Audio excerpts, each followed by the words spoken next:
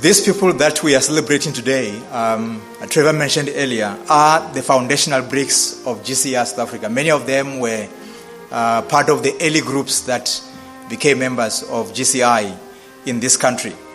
I checked with a number of them over this past week, not only from here but from other areas as well. Many of them came into the church in their 20s and 30s. Sometimes when we are young people like this, we think these people who are standing up just now have always looked like this. Okay? So there was a time when, in fact, they looked like you, if you are 20-year-old. And that's the time when they came into the church. So they didn't come into the church in the age they are in. They came into the church as when they were as old as most of us are here. And so they are the remnants, and together with them, we are the remnants of GCI, WCG, of the 60s, 70s, and 80s. Many of us who were born later than that will not remember that. Even some of those who were born in the 70s and 80s were too young to even remember the things of that time. But these are the people who come from that age. These people that we are celebrating today, Trevor mentioned earlier, are the foundational bricks of GCR South Africa. Many of them were part of the early groups that became members of GCI in this country. I checked with a number of them over this past week, not only from here but from other areas as well.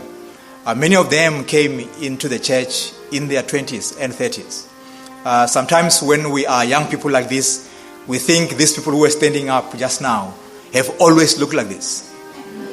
Okay? So there was a time when, in fact, they looked like you, if you are 20-year-old. And that's the time when they came into the church. So they didn't come into the church in the age they are in. They came into the church as when they were as old as most of us are here. And so they are the remnants, and together with them, we are the remnants of GCI, WCG, of the 60s, 70s, and 80s. Many of us who were born later than that will not remember that. Even some of those who were born in the 70s and 80s were too young to even remember the things of that time. But these are the people who come from that age. But I ask myself a question. If any of them were to pass on and they go to the other side and they meet Mr. Tikach Sr. and he says to them, "How is the church doing?" And they describe it in its true form today, how will he feel about it? I thought this is what they will probably say. They will probably use similar words to the words of Nehemiah. I'm going to spend much of the time this morning in the book of Nehemiah. So if you have a Bible, you can turn to Nehemiah and bookmark it, because we will spend most of our time there. These are the words of Nehemiah, son of Hakaliah. In the month of Kislev, in the 20th year, while I was in the citadel, or the fortress of Susa, Hanani, one of my brothers, came from Judah with some other men, and I questioned them about the Jewish remnant that had survived the exile, and also about Jerusalem. So these men, Hanani and some few other men, they traveled to Susa, where Nehemiah was working for the king at that point. And when he saw them, I don't know whether it was 20 years since he last saw them, or how many years since he last saw them. But it appears it was a bit of a while since he last met them. So they probably came to see whether he's still alive, how he was doing. So he asked them, how are the remnants, those who have survived the exile? Because it was that time that Nebuchadnezzar had come and destroyed Judea and Jerusalem specifically, and took many of them into exile, into Babylon, as slaves. Now, many of them had never come back. They were still slaves in Babylon. And he's trying to find out what is the state of those that survived, because there are some who ran away into the mountains. And when the Babylonians have gone, they came back and tried to rebuild their lives. So he's asking, what is the state of Jerusalem, and what is the state of the people who survived? And in verse 3, he says, "They said to me, those who survived the exile and are back in the province are in great trouble and in disgrace. The wall of Jerusalem is broken down, and its gates have been burned with fire. When I heard these things, Nehemiah says, I sat down and wept. For some days I mourned and fasted and prayed before the God of heaven. Now this was distressing for Nehemiah, because the Jerusalem he knows was a glorious city. It was a beautiful city. Now when they tell him that the walls have broken down, the gates are not standing, he could imagine in his head what kind of picture it looked like now. And it distressed him. And it says, he sat down and he cried.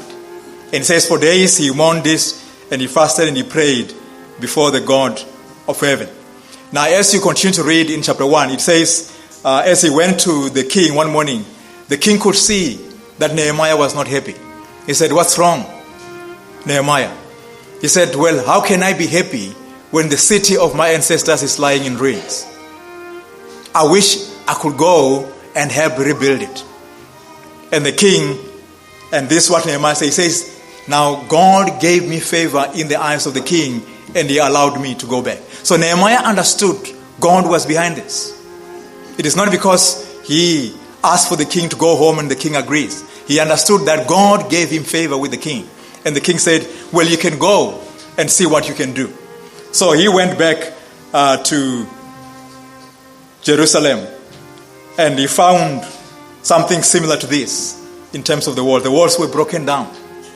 Now I've highlighted the parts of these walls in the shaded red, just to indicate to you that when a building falls, the part where it doesn't fall is because the foundational bricks at the bottom are still standing. In any part where the bottom bricks are gone, you can't have the top standing. It is only when the bottom is out that everything collapses. So the parts where you see the bricks are still standing is because at the bottom, the bricks are still there. And I think our elders here today are those bricks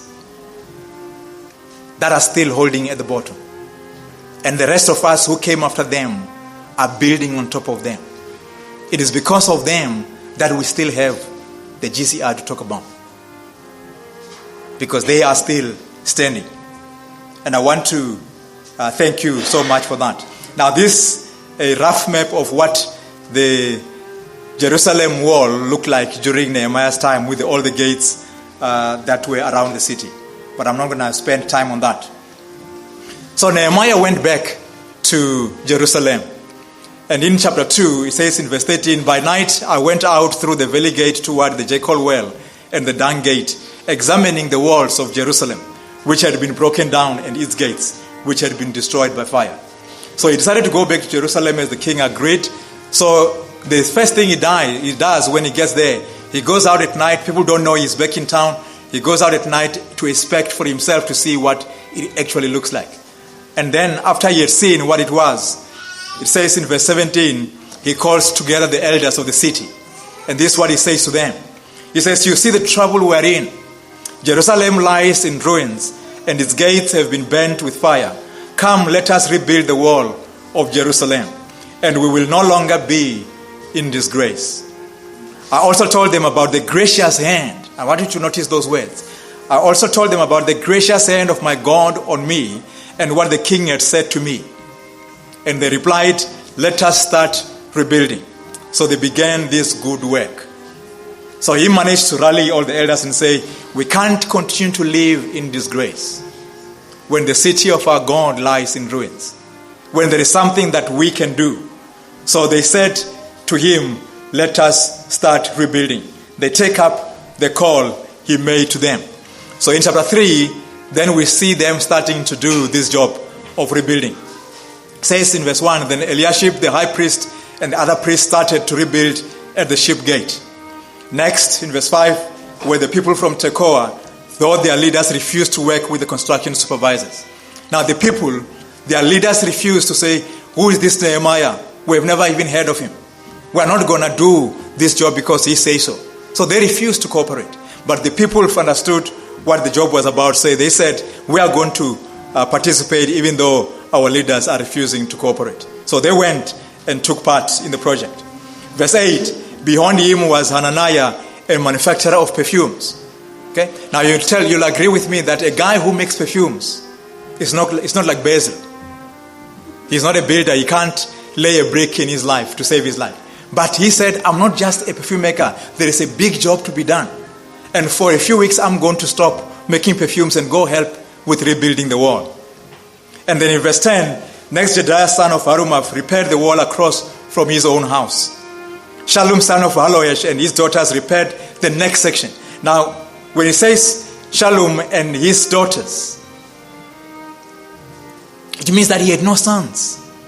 Now, this guy didn't say, look, I don't have boys, so I can't help building. I only have girls. He told his girls, come with me, we are also going to build. And his girls came along with him. And they started building next to their house. Verse 17, next to him, repairs were made by a group of Levites working under the supervision of Rehum. In verse 28, each one repaired the section immediately across from his own house. They said, we don't need to work around the whole city. You do the part of the wall next to your house. And then the whole job can be done quicker. And then in chapter 4, we are told about the challenges they began to face. When the people, there was other kings from the towns and villages around Jerusalem who were not Jewish, but who had taken hold of those villages and they were ruling them. Now, when they heard that the people in Jerusalem are building up the city again, they thought these people are now going to rebel against us and push us out. So they didn't want this project to succeed. So one of them was a man called Sanballat. He was very angry when he learned that we were rebuilding the wall. And they started plotting with the other kings around Jerusalem to say, let's attack these people and stop them from rebuilding. Then when Nehemiah heard about this, he says in verse 4, then I prayed, hear us, our God, for we are being mocked. Then the people of Judah began to complain as the work was continuing. As they said, the workers are getting tired and there is so much rubble to be moved. We will never be able to build the wall by ourselves. Because the job was big. Now obviously with a city like that, wherever the wall is broken down, there was a heap of rubble lying around. Now you need to clear that. Now those days they didn't have wheelbarrows and pickup trucks. Guess how they clear the rubble? They carry it in their hands, in their bags. And this is what they do. And the people start complaining. They say, we are getting tired. There's too much rubble to be moved.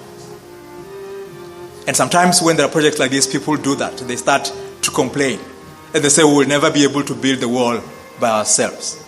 In verse 16, but from then on, because they were now told that there are people who are going to attack them, he said, from then on, only half my men worked while the other half stood guard with spears, shields, bows, and coats of mail.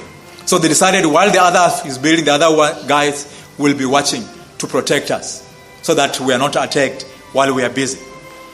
In verse 19, then I explained to the nobles and officials and all the people, the work is very spread out. And we are widely separated from each other along the wall. When you hear the blast of the trumpet, rush to wherever it is sounding. Okay? So because as you can hear, the city wall, the circumference is quite wide. And they were spread out. And so it is with us. You guys are spread all over Cape Town. You don't stay in the same suburb. You are spread out. So when one of you is in trouble on the other side of Cape Town, how do they get help? Okay? So he said, when you hear this trumpet sound, rush to where the sound is coming from. Don't say it's too far, the other side of town. Rush there and help where you can. And he says, when they rush there, they must understand that our God will fight for us. They understood this is not a job that they need to do on their own. They understood this is a job that God has given them. That even though they are being attacked, they are going to go there not to be able to fight and win, but because they know God will fight on their behalf and win. And that's what they understood throughout this project. And then further on, some people were saying, we and our sons and daughters are numerous. In order for us to eat and stay alive, we must get grain. So people are saying, we can't spend our days building the wall. We need food. We have many kids. We need to stay alive. We need to work on our fields. We can't do this. Others were saying, we are mortgaging our fields, our vineyards and our homes to get grain during the famine. And others were saying, we have had to borrow money to pay the king's tax on our fields and vineyards. So there were all kinds of problems that people had about this project. And I think as we look at this story of Nehemiah, we can look at our story today as GCI. We are a church that went through a tough time in the 90s.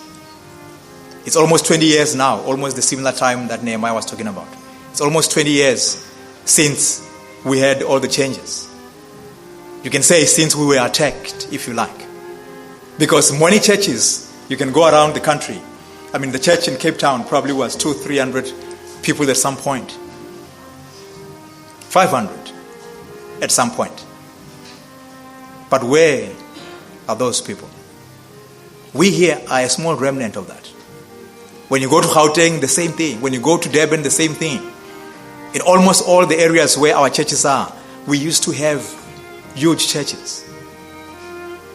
But the walls are broken down. The gates are gone. And today I want to appeal to you that we have a job ahead of us to rebuild. We have a job ahead of us to do what God wants us to do, to build a city, a new Jerusalem, which is the church of God. You and I are part of that. Each of us are a brick of that. And we can take part of that. I know you're going to have issues.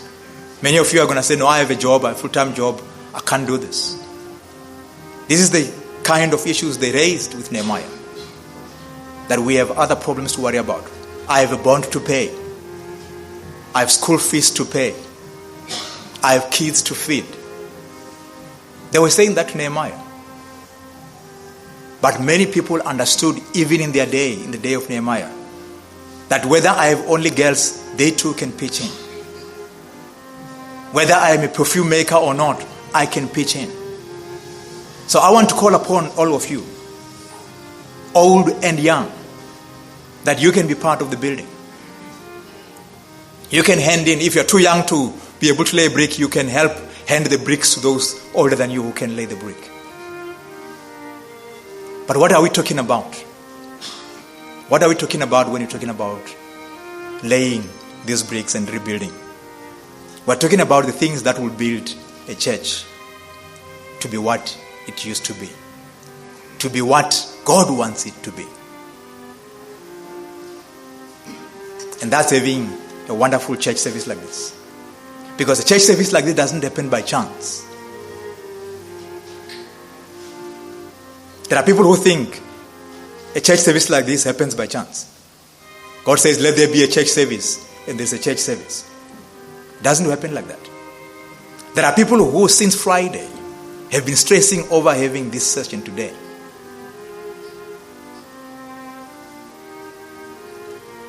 And they're probably needing extra hands.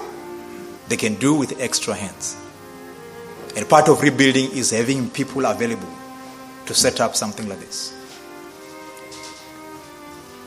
It is a part of having a Bible study, a care group, a small group at your home. You see, the people who were building this, they says everybody did a piece next to their house. Did you see that? Chapter 3, verse 28, each one repaired the section immediately across from his own house. The demand was not that you go out and build the wall around Jerusalem. The demand was just go outside your house and fix the piece next to your house. If everybody does that, the work is done. You don't need to go across town. You just need to step over to the neighbor next door. That's where the gospel is required. You don't need to go into mission trips to Mozambique or to China or anywhere like that. You just need to step next door to your neighbor or across the street to your neighbor. The young ones who are here, you just need to talk to your friend in school who sit next to you. Invite them to church. That's all you need to do. You don't need to preach the gospel to them. You know, when Andrew met Jesus, Andrew used to be a disciple of John the Baptist. And one day Jesus was passing and John said, there goes the Lamb of God. And Andrew and his friend looked at John and said, but we thought you are Now you're pointing out somebody else. So they left John and they followed Jesus. And then Jesus turned around and saw them coming. He says, what are you looking for? They said, we want to see where you stay. So he said, come. So they went with him and they saw where he stayed because they wanted to go tell their friends and family we have found Jesus. So it says Andrew that day went home and said to Peter, his brother, we have found the Messiah. We know where he stays. Let me take you there. So Andrew does not preach to Peter. He simply says, come meet Jesus. Sometimes what we need to do, you don't need to go preach the gospel to your neighbor. Sometimes you just need to ask him, come see. Come hear for yourself. That's all you need to do. All of us can do that. All of us can do that. It is not a difficult thing to simply invite somebody to church or to a Bible study group or whatever it is. We can do that. And that's what we're asking. That to rebuild this, we need to do all of that. We need to commit. There will be funds required. And it takes a lot of commitment to do that. Now the people made a pledge. And then they finished the wall on October 2. It says the wall was finished. Just 52 days after they had begun. So this was a project that didn't take many, many months. Because everybody pitched in. That's what happens with work.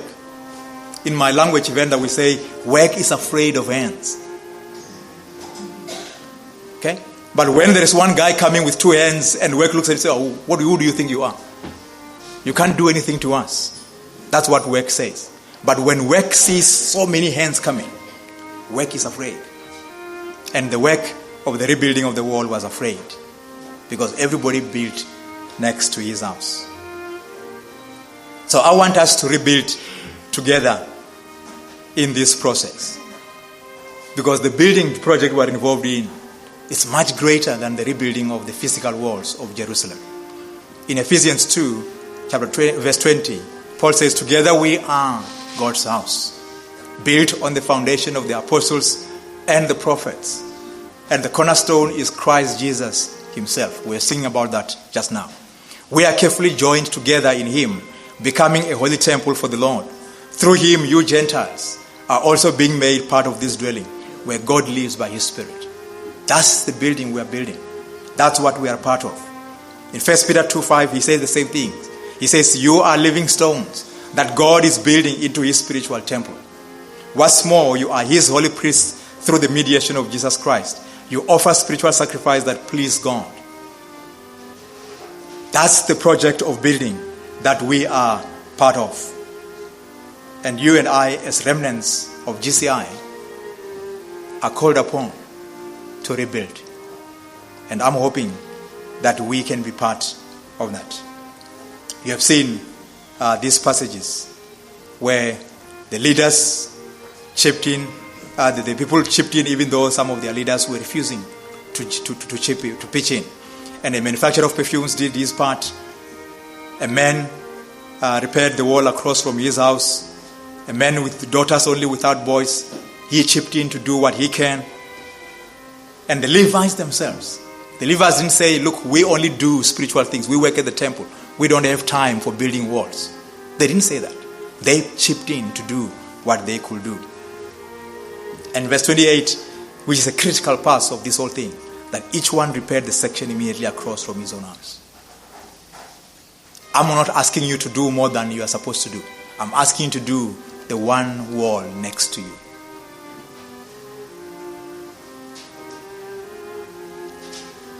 Your job is to fill the empty chair next to you.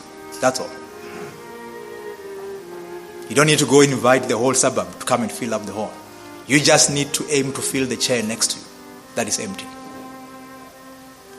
And this is what these people did. Each one repaired the section immediately across from his own house.